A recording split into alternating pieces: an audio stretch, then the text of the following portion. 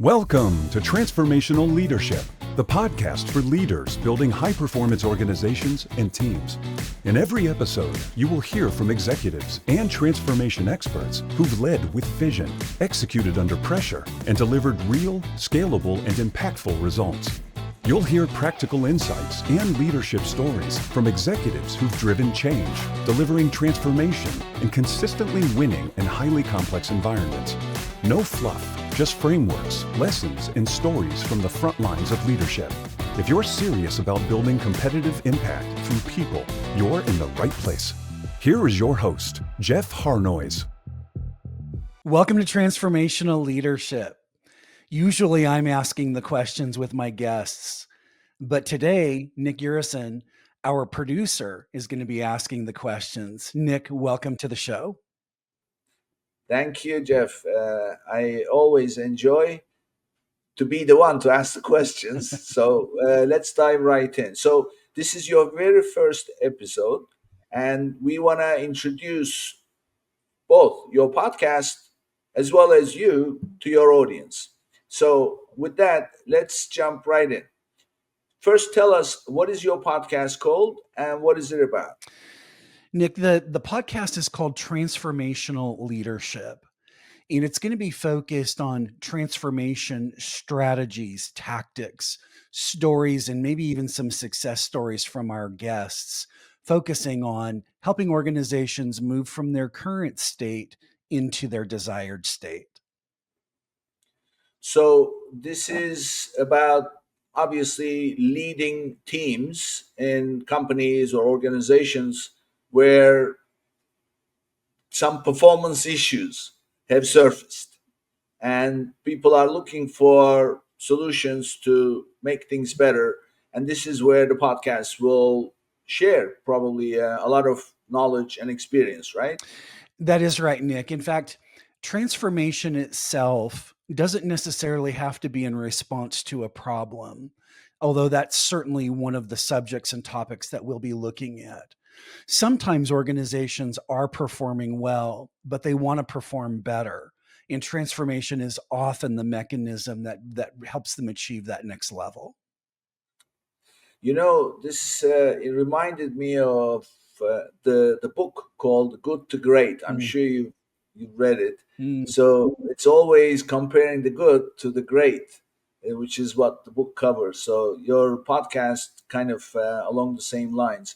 So tell me, Jeff, the kind of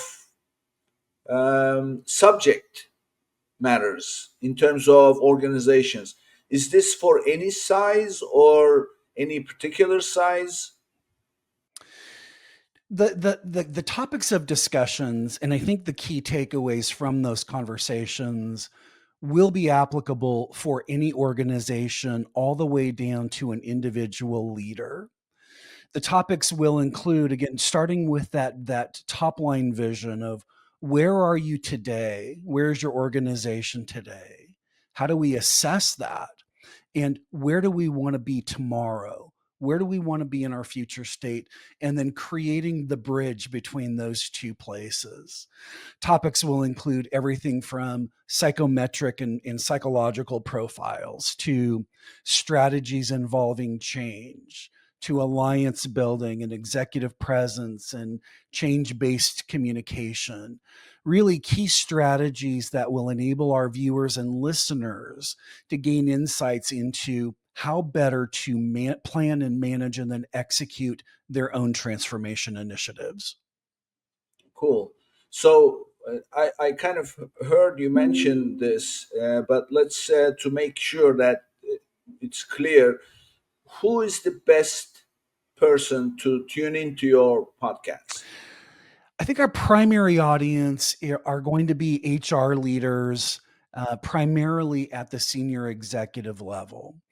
We'll see guests and listeners that have the title of CHRO or Chief Human Resources Officer, a senior or executive VP of HR, or even VP of HR. I think that will be typical and traditional.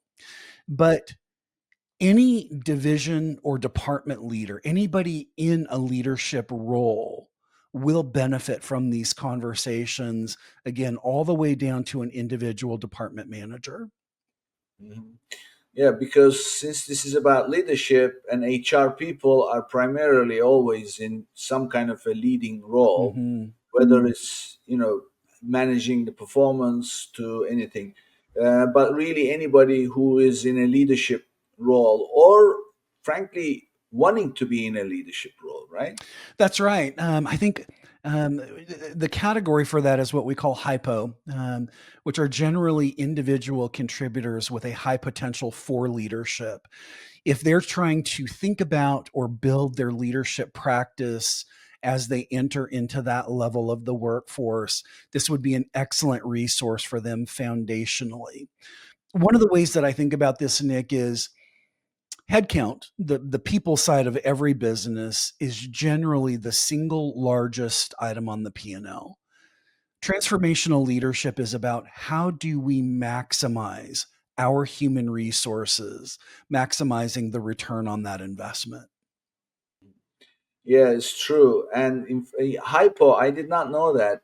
So that's actually a very, the way I see it is it's the hidden need, because what happens is when somebody performs well as an operator, as a skilled team member, that person gets promoted, and promotion usually comes with responsibilities to manage first a small team, then the team starts to grow. And there is really no resource for people like that, Mm.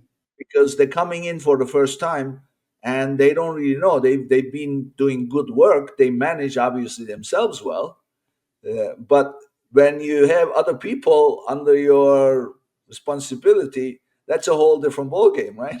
That's such an interesting observation, Nick, because in my experience in working with large and very large brands, what we see is people often get promoted because of their subject matter expertise. What's often not included in that are all of the soft skills and the people management and the leadership skills required to be successful in those new levels. Some organizations have leadership academies, and that's really good, but it's often coming in too late. And so what happens in that gap is people ascend into leadership roles without the skills and competencies or the strategies for that matter. And it's rough. It's rough for them and it's rough for their employee base. And obviously, what we would love to see is how can we help leaders get ahead of that curve, not only to smooth that out, but again, to our overall mission, which is how do we ultimately help leaders maximize their return on investment of the people on their team? Yeah, yeah. So say that I'm one of those people and I tune in. So share with me some of the key benefits, the key takeaways by tuning in to your show. I think one of the key benefits is getting a lot of clarity around where are you today on this scale of transformation? Are you ready for it? And are you skilled and competent in that area? And if you're not, one of the key benefits will be filling in some of those blanks. I think another key benefit is hearing from other professionals who have successfully led transformations, hearing about their stories, their approaches, their tactics, and their strategies. I think our listeners will find that inspirational and educational in terms of their own leadership transformation practice. Ultimately, I think the main benefit is having clarity about how you want to take the transformation forward. Mhm. So when you say transformational, is this about the transformation of the leadership uh, as far as the person is concerned, or is it the transformation of the organization? What a brilliant and insightful question, Nick. The answer is yes, and both. Um, it may be transforming the individual leader. That may be the target of the transformation. It may be the department that that individual leads. And so we look at transformation a little more holistically. It may be the division that team resides in, or it may be the entire organization. We've got some fantastic success stories in every one of those audiences. Yeah. I mean, this is true. It's I'm always going to definitions. What's the definition? Because the devil is always in the details. So now that my next question is, of course, what kind of guests you plan to have on the show? Yeah, as I mentioned earlier, chief human resources officers are going to be a primary, let's call it target audience for us. But we're also looking for really anybody who's got good transformation stories to share, tactics or strategies that they've used successfully that others will benefit from learning and hearing from. And so I think traditionally we're going to be looking at the HR community overall. But anyone who is a department or a division leader, we're going to be looking for executive level folks to attend, and then obviously that will reflect our audience. Yeah. So I mean, this is real hardcore, you know, stuff that's been done and well tested and proven. And of course, circumstances are different for everybody, but the methodology will apply. So anybody who's tuning in, they'll be able to see what kind of an approach worked in what kind of a circumstance. That's exactly right. We want to talk about the framework specifically. And then to your point, if we get a chance, we'll even talk about some of the variables in that transformation and then how those variables were addressed and managed. That's cool. So share with us some of the topics specifically you want to cover. Yeah, our guests are going to be talking about everything from transforming individual leaders to whole leadership teams, transforming cultures in organizations. Yeah, I think that's probably a good deep one. And then what you mentioned earlier about specific problems that need to be solved. Sometimes those problems are based in trust. The organization doesn't have a good foundation of trust, or they don't have good conflict behaviors. And as a result of that, they don't lean in on topics like commitment and then accountability. And so I think those topics will all come up in the conversations. But again, we'll hear the specifics around the problems that are being solved, which are really the entire range. It's hard for me to categorize them simply because we're talking about humans, which means there's an infinite variable in play here. So we'll Yeah. be talking about everything related to that. I have something that I think is one of those real hot situations that I applied as a change, Yeah. as you put it, transformational. And Jeff, I cannot tell you the kind of impact it made in completely transforming how people worked. You know what that What was? was it? I had performance. Well, first of all, I had a fixed pay Okay. for everybody. And I mean, I'm talking 100% remote, of course. So I had fixed pay for everybody, but at the same time, I had everybody track their hours. There's no clocking in, clocking out required. It's just simply computer. Everybody's full time anyway, so the computer starts tracking when somebody is working, but it tracks what app is being used. Mm. And the apps are categorized into three. One is productive apps, neutral apps, unproductive apps. So Uh-huh. it's up to us to categorize. So therefore, there is a metric called productivity. Mm-hmm. And the productivity measures how many hours was worked during the day and how many hours was spent on productive apps. Mm-hmm. So we pull the productive hours as well as productivity as a percentage. So here is what I did. I said, okay, first of all, we are going to from fixed pay to hourly pay. Mm-hmm. However, your pay is not going to change. You're going to get the same amount of payment. But what will happen is your monthly rate will be translated into an hourly rate, and then it will be multiplied by the number of productive hours you worked. So you put in the exact number of hours, you're going to get the same amount. Number two, we are going to reward, and we said we are going to cap your monthly hours to whatever, 40 hours a week, so like 173 hours a month. And we're going to cap that, and anything over, you're not going to get extra pay. But every single team member will be tracked, and the top 3 team members with the most productive hours will receive a bonus. And those who achieve top 3 months in a row will become legends. The first one will be productive champions. Then they'll become legends if they achieve 3 months in a row. Now, in addition to picking up the bonus 3 months, you also pick up another bonus for becoming a legend. So now people are like competing with each other to work the most. And of course, more things are getting done in the process. Right. There are multiple elements of this story that I love, Nick. The first one is the creative approach to first understanding the problem, which in this case is because you have a remote workforce, you're getting all kinds of variability around productivity. And that's really hard to capture and really hard to understand. And so you applied a standardized methodology in which to understand what the relationship between desk time and productivity time actually looks like. That's brilliant.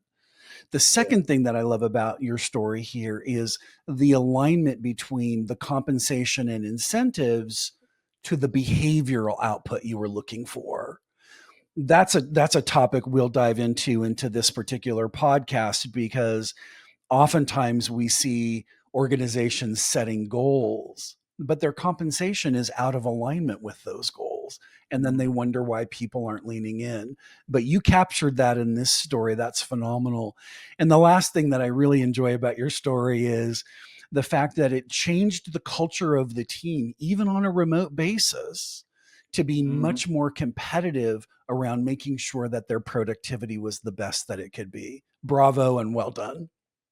Thank you. I have one more. This was fundamentally, we shifted the focus from just fixed to productive performance. The second one was this productivity bonuses are at individual, I should say metrics are at individual level. Yep. But every single other metric we introduced, and we introduced about 9 of them, was at team level.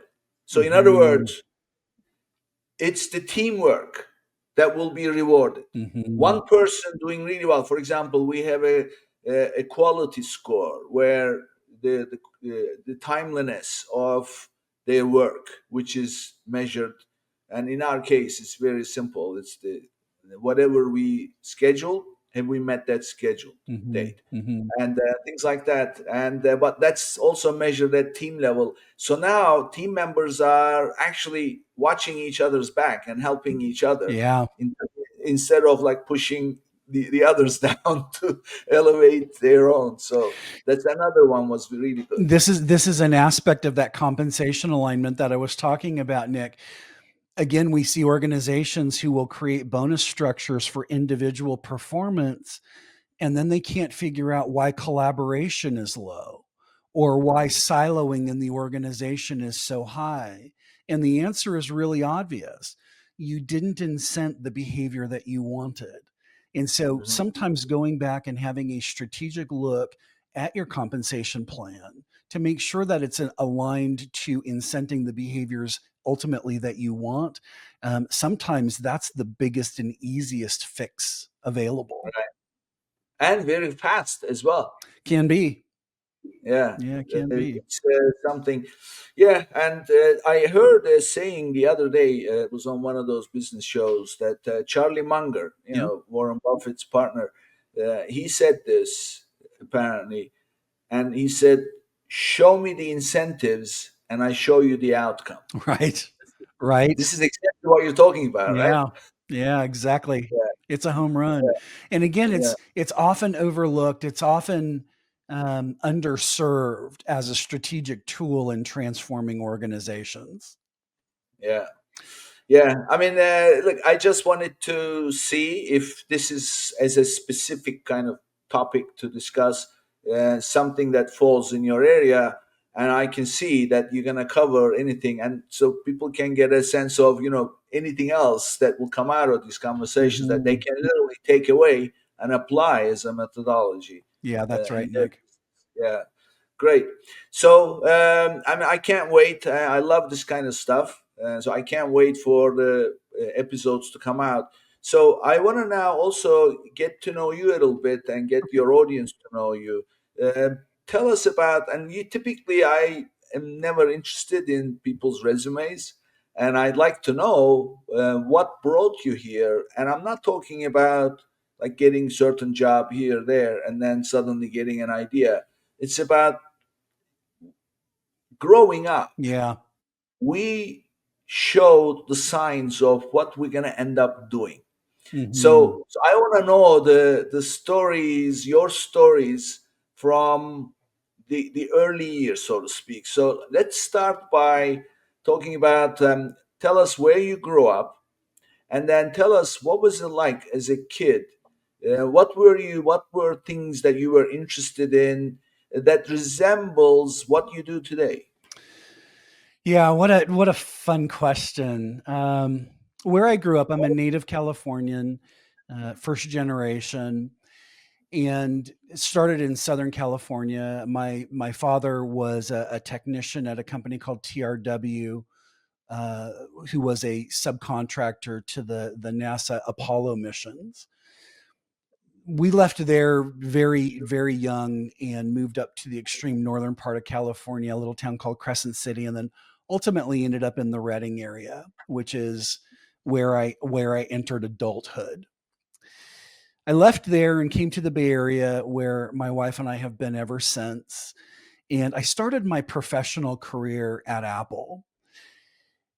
And it was just a couple of years after Apple had gone IPO. And so it was a very, very exciting organization at a very exciting time. Steve Jobs was there, and his influence and fingerprint was felt in every aspect of the organization. We walked around wearing t-shirts that said changing the world one computer at a time, and we believed it.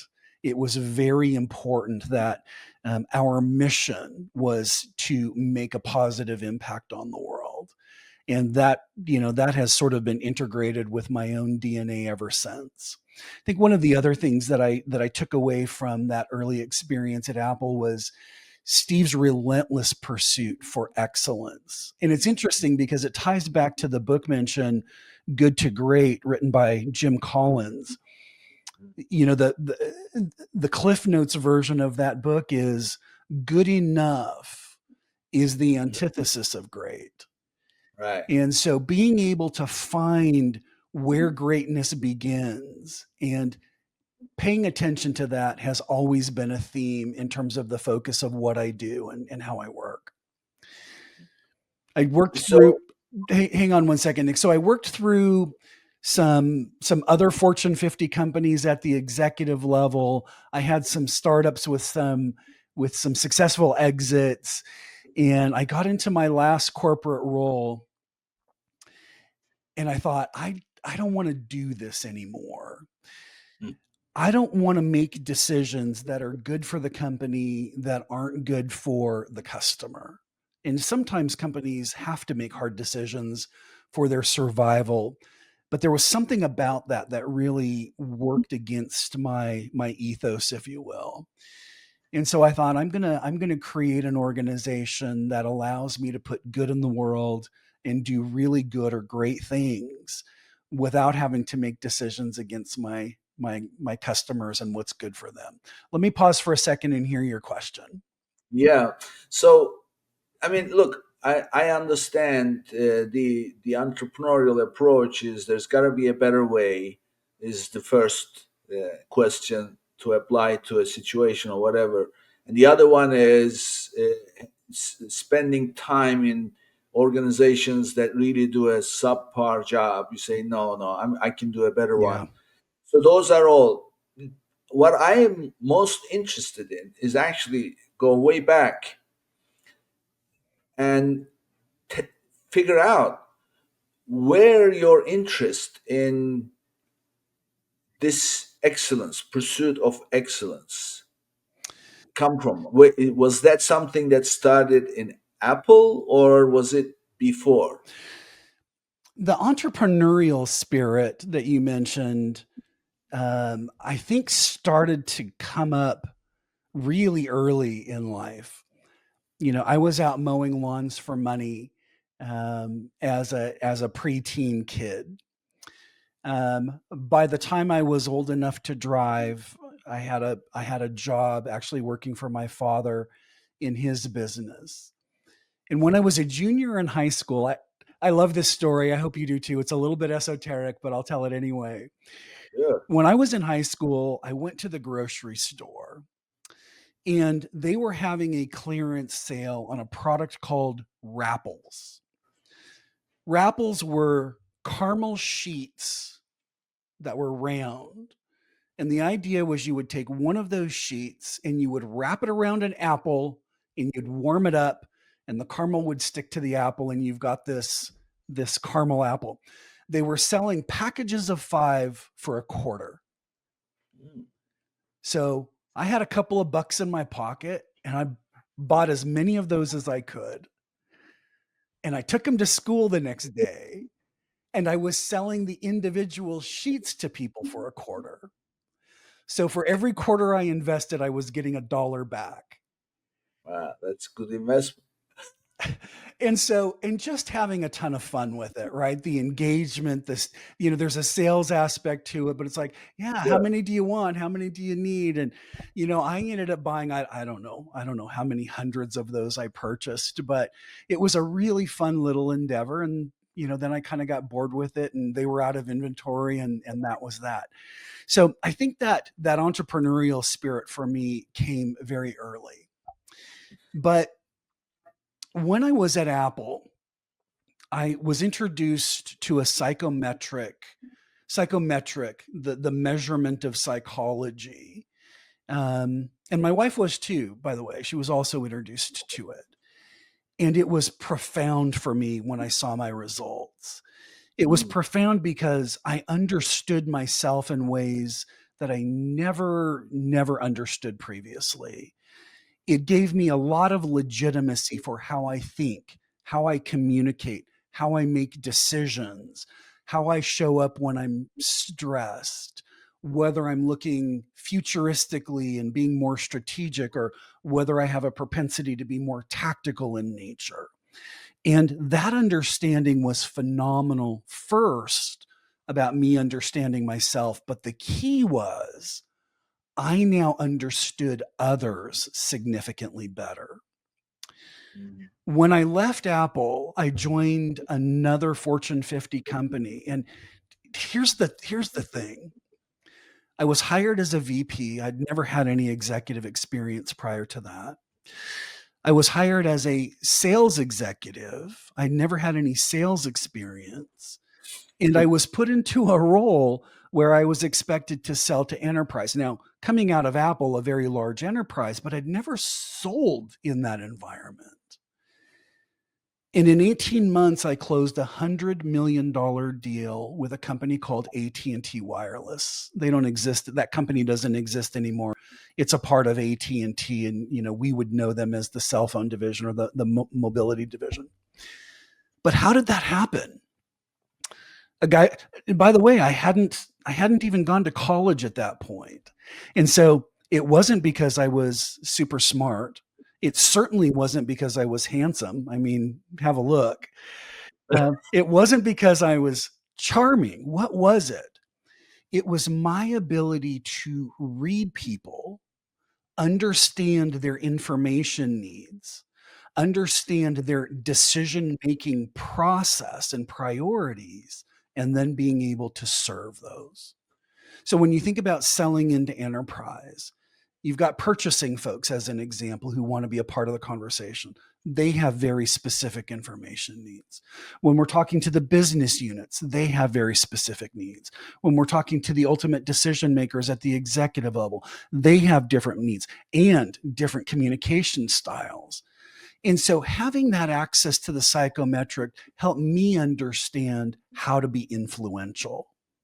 And I've never lost sight of that. And so that was one of the founding or foundational elements for where we are today with iBridge and what we do. I have one other quick story to share here with you. Mm-hmm. When I left that other organization, it was called Adecco. They're still around. I went and I joined a smaller marketing firm in New York, and I took over the technology sales division, or the technology division, focusing on sales for that company. And when I took the team over, the average sale price for that organization was $600,000. And I said to my team, I don't even want you getting out of bed in the morning unless it's $1 million deal or more. Right. So it wasn't quite double what they were doing, but it was a 40% increase in where they were normally working. And I got a lot of pushback from that. They were saying things to me like, Jeff, you don't know what you're talking about. You're coming from this really big organization where they're doing really big deals, and that's not really appropriate to our market. And I said, okay, well, let me show you then. And so I was on airplanes every week. I earned 1 million miles on American Airlines alone. And we went out into the field, and I started teaching them how to read their prospects. And when I left that organization, the average sale price went from $600,000 to $4.2 million. My God. We were quadrupling revenues every year. And so that was the second piece of the puzzle for me. Not only is this tool super helpful from an influential standpoint, but I can show teams how to perform at a higher level. Mm-hmm. And that's really the essence of what we're doing at iBridge today. So that's the origin story for how I got here. Yeah. Well, I mean, it's fascinating to go from 600,000 to 4.2 million. It's when you told them on a million and up. It's a big deal. So I want to go back to something though that I think you mentioned that to me really that is your natural environment that you grew up used to, and that is the entrepreneurial environment. Yeah. Because I heard you mention your father he ran his own business. Mm-hmm. And did you work for your father, Mm-hmm. like actively, Mm-hmm. or not just to help out, but as an employee with responsibilities? Yeah. I had a route in his business and responsibility to do that. So throughout high school, I had a job and was paid for the job, and obviously allowed him to run his business. I'll share, a story is coming up for me. I'll share it with you. It's short. My father used to say to me as I was coming up, Jeff, you can have any car you want. Look around, dream big. You can have any car you want with one caveat. And the caveat was you have to pay for it. Sure. And so that was really focusing for me on, I can make anything happen if I choose it. And that was the fire starter for the entrepreneurial spirit, I think. Well, he also helped you out, to make, because it's one thing to say like you can have anything you want, just go earn the money and then go buy it. Well, I don't need you to tell me that, Right. of course. Right. But when somebody says, look here, I'm giving you this job. If you do a good job, you're going to earn this much. Yep. And then you can, so that's a very different thing. So was he also always pursuing excellence? Yeah, that wasn't necessarily a key theme. I don't think excellence was his pursuit. I think getting it right was his pursuit. I Right. see. His motivation was do it right and do it right the first time. Mhm. So if you look at how you operate, what is your main driver? Getting it right or the excellence? Yeah. Yeah, you can see me pausing because I'm thinking about this question, Nick. Oftentimes, the way that I frame the question is, what is your priority, getting it right or getting it done? Okay. In my world, we strive for, and we make sure that we have a focus on excellence and outcome. Okay. But the work we do is often iterative. So sometimes in the transformation arc, it's more important to get it done to build the momentum to get things moving with the ultimate pursuit of then having excellence. And so there's a bit of patience that has to be deployed in these arcs. Sometimes we have to take small incremental steps, baby steps to get moving, and then we get moving a little faster. So the focus and the inspiration is always excellence. That's always the destination for us. Yeah. But we're willing So to accept progress along the way. yeah, I hear the Apple influence here. Yeah, is that right? Yeah, I hear the Apple influence. I heard this story about Steve Jobs. I don't know if it's true, but when he got the iPhone made, he was relentless, pushing the Chinese to the extent like he was literally breaking them purposely, trying to break them, and he was just turning it back, turning it back. Yeah. Says no, no, no, no. And the other the story that I like very much is it kind of brings perspective to what you do and why you do it. Is from the movie. It's a scene from the movie. There's a few movies, but in this one was with Ashton Kutcher Yep. playing him. Mm-hmm. So when it's the time he's brought back to Apple, Yes. and so he goes into the creative department, and it's like 3 4 guys standing around, and then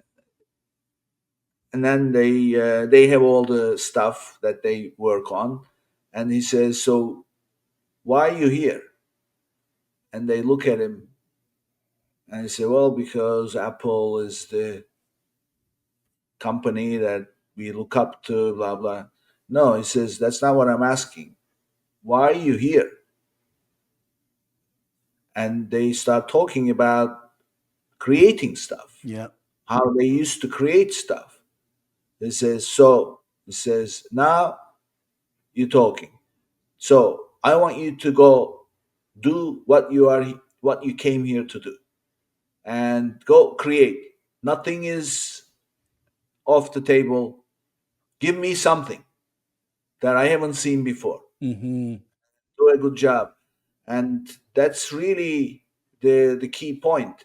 It's, people often these days, I always say this, we are, with all the buzzing and the beeping and the new stuff and now AI, we are always drawn to these shiny objects, Yep. and we never stop to ask the question, why? Why am I doing this? And that is really the ultimate driver, right? Why? So that's why I wanted to find out, what is the driver here. And then I see that it's that Apple influence is coming out in your approach.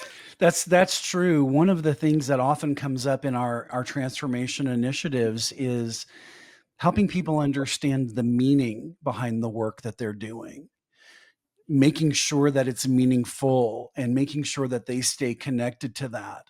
What we never want to see is people who are in a routine, they're following rote level instructions and they're not adding any value to the workforce or the workplace. And so we see teams elevate almost instantly when we get a lot of clarity around what is your purpose, what is your Right, vision, what is your mission. Yeah. right, exactly. Great. I can't wait tune into the episode. So, Jeff, tell us, how can people reach you, share your contact information? Yeah, I think LinkedIn is probably one of the easy places to find me. Another place would be our website, which is iBridged.com. And in both of those places, on LinkedIn and on iBridged, you'll have an opportunity to schedule time directly onto my calendar. Great, great. And also, of course, anybody who feels that they can share some stories about their experience with transformation in the workplace or in themselves, they would make a great guest, right? They can reach out. They would make a great guest, and we'd love to have a conversation around that. Great. Thank you, Jeff. I like I said, I can't wait, and this will make you'll have plenty of great stories with valuable takeaways. Thank you for the opportunity to learn more about your podcast. Awesome, Nick. Thank you so much for the time today. Thank you. The Transformational Leadership Podcast requires more than a conversation. It takes vision, action, diagnostics, and collective wisdom. If today's episode resonated with you, be sure to let us know in the comments. We'd love you to join the conversation and help us transform the future together. We'll be back with more stories, strategies, and real-world solutions that are transforming organizations, leaders, and teams. In the meantime, be sure to like, subscribe, write a review, and share it with someone you think would benefit from it too. Thanks for listening, and we'll see you on the next episode.